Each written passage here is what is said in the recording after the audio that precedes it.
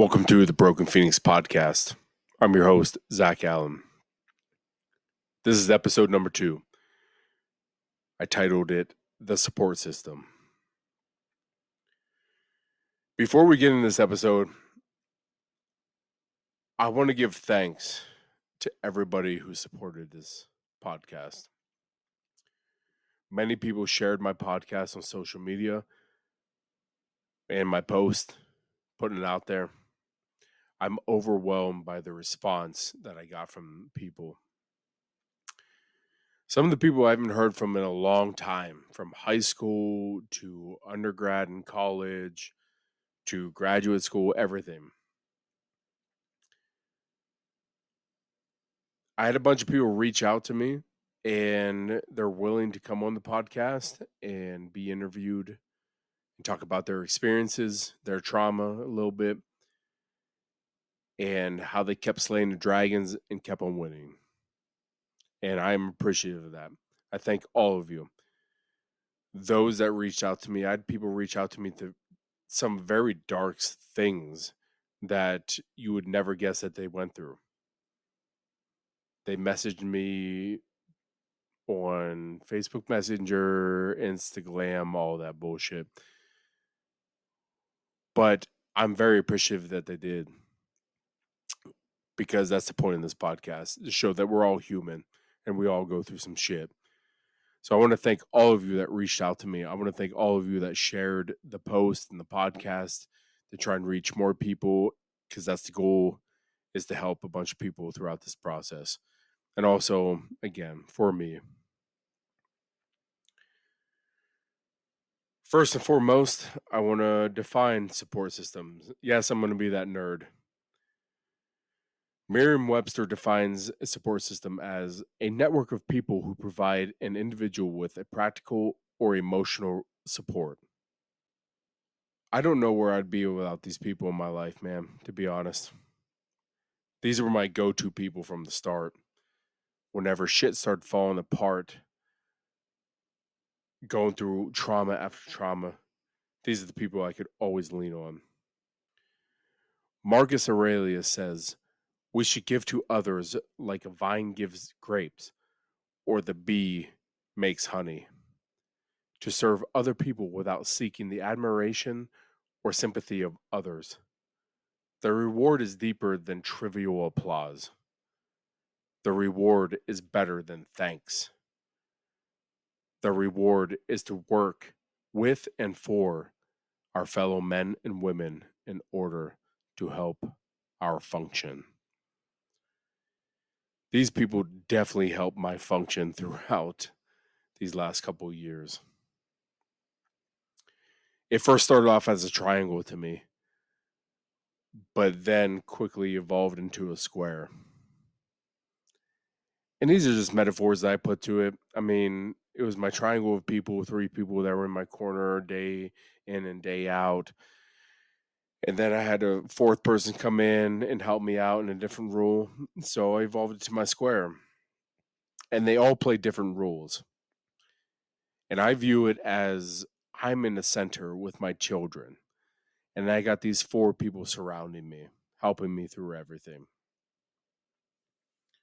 So let's get into it. The first person is the logical caregiver. That's what I labeled this person as. And as we go throughout this, don't think that number 1, 2, 3, or 4 is the importance of people in my life. That's not it at all. You're all important. It's just how I started writing this episode up, and that's how you came up, and it is what it is. This person is the person you see or talk to every single day. They listen to you and provide logical views in a tactful way. You know, you go to your support system and you say, mother F this and mother F that and all this. But this logical person sometimes has to play devil's advocate and be like, hey, maybe they're viewing it in this point, and see if you can see it from that viewpoint. They help stitch you up on a regular basis, and they try not to exhaust this person as well, and be willing to return the favor. This person throws you the fucking life jacket and the rope and gets you out of the deep end, the wave, and get you back on that beach and on the side of the pool. When you just slayed a big dragon, but you were bruised, beaten, battered, and bleeding everywhere. This person will stitch you up and they get your extra chainmail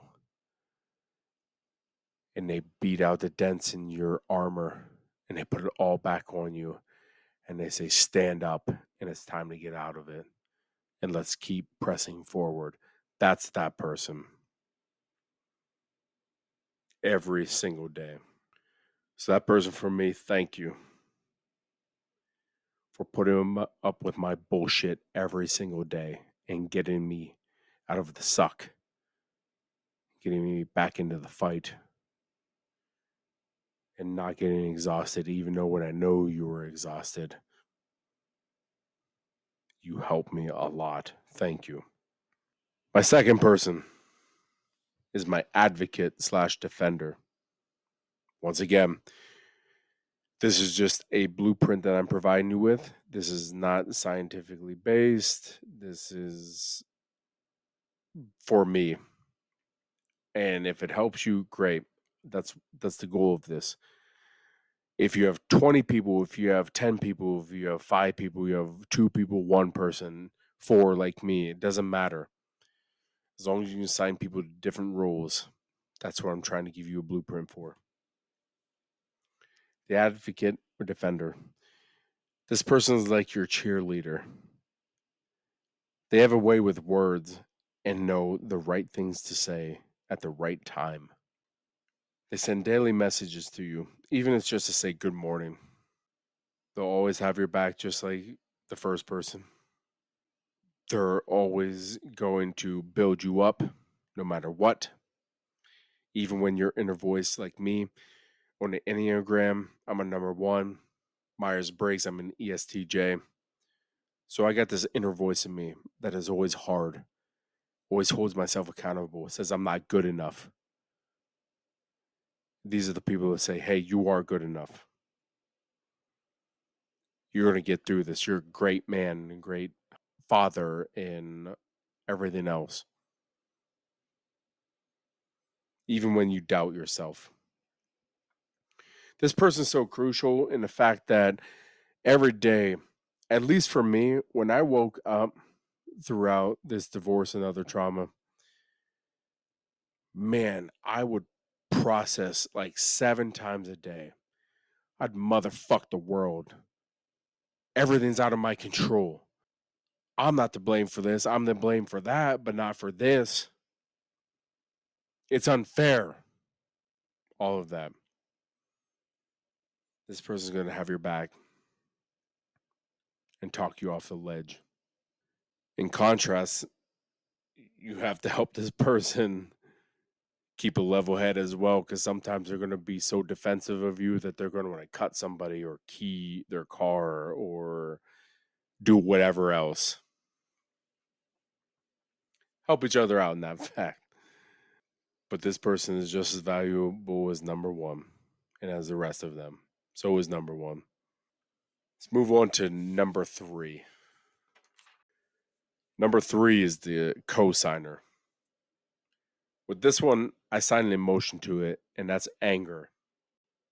Not that emotion isn't assigned to the other ones. Again, this is for me. And if you can relate to it, that's awesome, and that's what we're trying to do. This person reminds me from a scene in the movie The Town with Ben Affleck, Jeremy Renner, and other people. And if you've seen it, you know what I'm talking about, or at least I think you know where I'm coming from. It's that scene where Ben Affleck goes to Jeremy Renner's apartment and is like, I need your help. We're going to hurt some people. And you can't ever talk about it. And Jeremy Renner's like, whose car are we taking? That's the co-signer. Sometimes all of these people can channel this mindset, but this person is always ready. This person you go to when you just need to vent, get shit off your chest. You say, you know what? I just need you to listen. Motherfuck the world and this person and everybody that wronged me and everything's out of my control, blah, blah, blah. And you just yell and scream and banter. Get real demonstrative. Swinging your arms everywhere. And if you're on the phone, they can't see it, but who cares? And say, yeah, you know what? Motherfuck the world. And it is unfair. And it is out of your control. But you know what? I'm right here with you. And guess what? We don't live there anymore.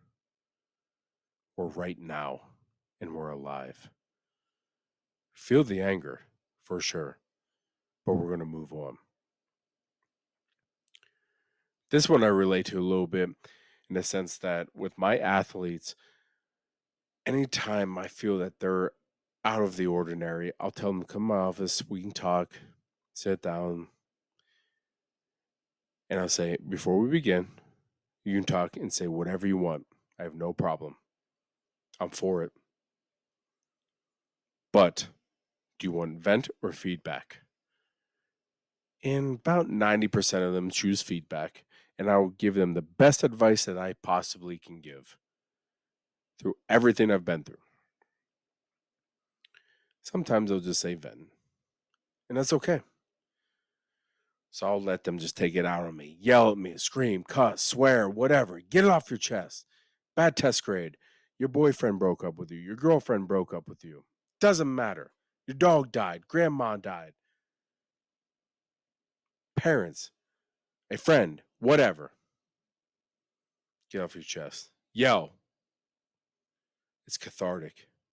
I once heard on the radio before that a group of moms, I think it was in Connecticut during COVID, and they would just go out to a field and they formed this group and they would just yell top of their lungs and it helped them. I told one of my athletes this. I used to do this. I used to be in my car, drive into work or home, and I would just yell top of my lungs. Man, did I feel so good afterwards. Even if it were just for 2 or 3 minutes, I felt so good. And they did as well. So when I go to this person, I'm like, we're just going to vent, man. You can give me some feedback. That's who I am personally. I want feedback. But this person, I'm like, you know what? It's going to be like 90% vent. Give me a little bit of feedback if you want. But I'm just going to vent. And I'm like, you know what? Whose car we taking? I'll be right there with you. Next to you. We'll key someone's car, anything like that. That's a joke, by the way. One thing I want everybody to take from this, by the way, I don't want you to react off of emotion. I want you to react off of logic. This is the person that you can be really emotional with and say all the bullshit you want to say, no matter how inappropriate it is. Because guess what? Anger is a motherfucking feeling, a normal feeling that everybody feels. And you should feel it too. The key is to not react off of that anger. The key is to react off of logic. Let the anger out for sure with your people. Then process it logically. And then you move the fuck on. Don't hang out in that anger. Let it out with your friend. And then you move on calmly. It is therapeutic. Helps you out a lot. So spend some time with this friend and then move on. So to my co-signer, thank you for listening to my bullshit and hearing me bitch and complain and be angry, but also help me bring me back to reality. Number 4 is the listener / distractor. Again, that's just what I label these people as. And this is the person that you take sadness to. This is the person that calmly listens. They don't provide much feedback, as that's not their role. They're great at providing distractions. provide you with some segues into an action that takes you out of the deep end. They just listen, man. They're a little bit like the cosigner in that regard, but like it's with all emotions. You're real sad. You're like, man, I miss this person, or I'm feeling in dumps about this. I'm just sort of sad. I'm not really that angry. And they're like, yeah, I get it. I would feel the same way you do too. I understand it. It's all good. But then they were like, hey, you want to go bowling later? You want to go see this movie that we've been wanting to see for a little while? Do you want to go axe throwing? Do you want to go paddle boarding? Do you want to play video games? All that stuff. They're with you no matter what, but they help get you out of the sadness. They'll listen to you at first, and that's fine. And you need to feel that too, for sure. It's not a negative emotion. Fuck what everyone says. Everybody feels it too. It's normal. But then they're like, hey, let's go do something to get you out of that deep end. It doesn't have to be aggressive. Sudoku, cards, whatever. Doesn't matter. So I want to say to my listener / distractor, thank you for just being there. Again, I see you on a regular basis. You help me through the suck more than what you know. You listen to my bullshit. You're my everyday therapist as well. And I appreciate you. Honorable mentions outside of my square of people. My therapist, for sure. The last 2.5, 3 years, you've been there. You help me through the suck, perspectives, everything. Some days you just listen and shut the hell up and let me vent. Other days you give me a little bit of feedback and some perspective, and it helps a lot. Thank you very much. And you've done way more for me than what I'm willing to mention on this podcast. Thank you 1,000 times. My mom, you sort of go with the cosigner, you go with all of it, to be honest. But that's biological. You're going to have my back no matter what. And I appreciate that. And you gave me some advice here and there. But you're always there no matter what. And I appreciate it. To my stepdad, you've been through some similar things. You're actually going through a lot of your own shit currently. You're still able to put your shit aside and be there for me. And I appreciate that deeply. Thank you. To my sister Abby, who I confided in the beginning of this as well. Though we don't talk every day like my other people, you were one person that put a lot of perspective into my life at the beginning of this. Because I blame myself a lot at the beginning with a bunch of marriage stuff. But you helped put things in perspective and help me stop blaming myself so damn much and taking so much responsibility.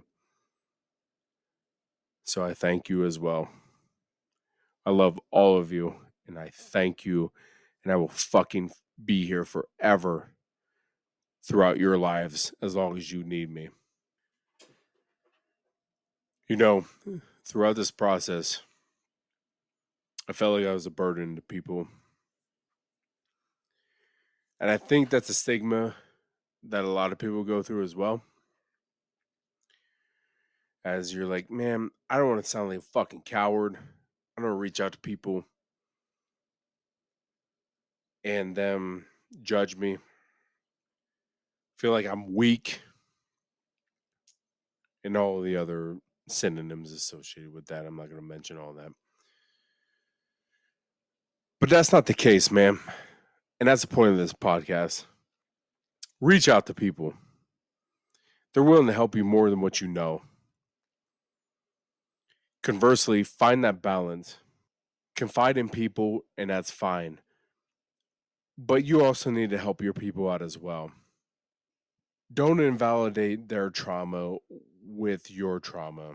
Don't think that your trauma trumps their trauma, but don't invalidate your trauma as well. Find that balance. Feel your shit for sure. Process it. But if they're going through something too, repay the motherfucking favor. Pay it back to them. These great people stepped out of their comfort zone, took time out of their day from their families and stuff to be there for your ass. So when you have a moment to breathe, be there for them too. And if you find the right people, man, they will always reassure you that aren't a burden. As you should reassure these people that they aren't a burden either. Help each other out. It takes a village, for sure. Be there for each other, no matter what. So that's the meat and potatoes of this episode. Support system.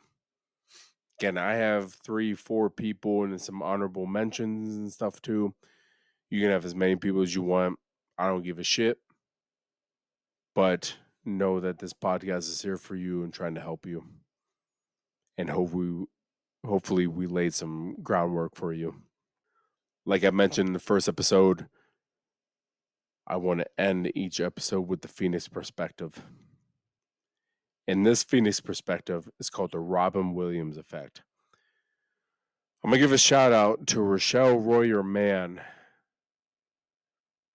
who is my ex-wife's distant cousin. We used to hang out with her back in middle school, high school days. She reached out to me with this podcast saying how I could help women as well. And I thank you, Rochelle, for this coined term, if you will, phrase, and reaching out in general. Because once again, I'm gearing this towards men because, again, we operate out of the amygdala and it's anger first and it's all the other emotions second. And I'm a man myself and I know how we think. But I had Rochelle and a couple other females reach out to me. You could help females too. And I hope it does. I'm just trying to help people. That's all this is. So thank you for reaching out, Rochelle, when you didn't have to. And I love this Robin Williams effect that you mentioned. Again, giving credit to her. Basically, the Robin Williams effect is you're happy looking on the outside, but screaming and angry and sad on the inside. This those motherfuckers that post on Instagrams, Snap Talk, Your Book, My Face, Twitter, all that bullshit, social media, where you just post nothing but the good shit. We're at the beach, we're at Universal, we're at Disneyland, we're at whatever escape, and we're happy, and we're sled riding, all this stuff. But nobody posts the real shit. I've fallen victim to this myself as well. All we're doing is masking the pain. We're making jokes. And that's okay to an extent. I'm guilty of it.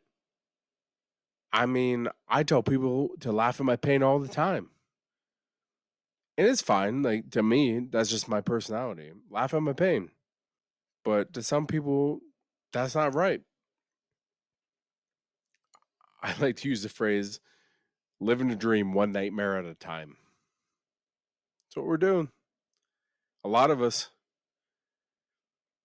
is living a dream, but it's a nightmare at a time. But we don't talk about it.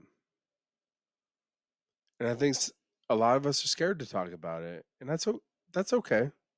I get it. That's what was bestowed upon us. But this podcast is here to tell you to say, fuck it. You don't have to live that nightmare.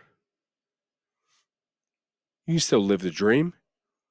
And it can be imperfect. It doesn't have to be polished and all that stuff. No way. That's not everybody. That's not normal. We all go through shit, and it's okay. Live the dream one nightmare at a time, but take care of the motherfucking nightmares. They don't have to exist all the time. They come to surface, deal with them, and then get rid of them and get back in the fight. I often talk about this book that I read called The Way of the Seal by Mark Devine, who's a former Navy SEAL. Again, if you don't know who Marcus Aurelius is or Mark Devine, Way of the Seal, it's worth a Google. Give it a shot. I'm not going to hold your hand through all this shit. But in the book, Mark Devine challenges you to respond to greetings in a different way. For example, when somebody was always like, "Hey, Zach, how's it going?" I used to respond, "Not bad. I'm doing okay." Things like that. Simple gestures. In his book, he challenges you to do something different. Respond in a more cheerful manner, right? So I started changing my responses. I started saying, "Wonderful, stupendous, fucking fantastic, awesome." And people started looking at me a different way. I did this for multiple reasons. One reason was like a self-fulfilling prophecy. Even if I were having a shitty day, even if somebody keyed my car, they kicked my dog, they told me that my haircut was stupid as hell and I was fat, all this, I would still walk into the building and say, "I'm doing wonderful, awesome, fucking fantastic, stupendous." Even when my wife said I wanted a divorce, I went to my athletes and said, "I'm doing great, stupendous, awesome, wonderful." It was like a self fulfilling prophecy. I was trying to trick myself into saying, "Hey, I am wonderful. Even if it were fake it till you make it, whatever you got to do to survive, I did it." And it helped. On the other side, I would say these things to try and bring other people up with me. Even if I were feeling shitty, I try and bring them up with me too. If I knew they weren't winning games and they did a bad on a test and all that shit, they'd be like, "Hey, Zach, how's it going?" "I'm doing awesome." And they'd be like, "Oh my God, what the hell?" And they would smile a little bit and make, "This guy's off his fucking rocker. The cheese fell off the cracker with this guy. He's not the most absorbent paper towel. Is he crazy?" "Are you doing awesome?" "Yeah, I'm doing awesome." Even if I was going through a divorce, because it brought those people up with me. Even if they just found out they just lost a parent, or they just failed a test, or they broke up with their boyfriend or their girlfriend. And I'd say that for that split second, they were able to laugh. And if you're able to laugh or smile, let you know you're alive in that moment. And you can breathe. Even if it's for 30 seconds, who gives a shit? You're alive. And that's what it does. It helps bring you up personally, and it helps bring others up around you. And that's where it ties into the Robin Williams effect. You can put on this front, that's okay, but the other side of the sword, I want you all to take care of yourselves and take care of others around you, so we don't succumb to what Robin Williams did. Sometimes that happens. It's genetic. Like I mentioned in the first episode, my uncle killed himself. And you can't do anything about it. It's just their choice. And I got mad at first. It was like, how selfish and all that. But as time went on and I grew up and I went through more trauma, I get it. I understand it. Like I said, we're going to talk about some difficult shit moving forward. I hope you're all ready for it because this shouldn't be put in the shadows. Because it's normal thinking. Just help each other through it, man. So that's the Robin Williams effect. For me, at least, that's what I interpreted it as. Thank you, Rochelle, again. I will give credit where credit's due. So the second episode. I hope you all can take something from it. I'll sign off with my norm, and this is going to be the norm moving on. Stay in the fight. Never, ever give up. And have the day you deserve. Until next time.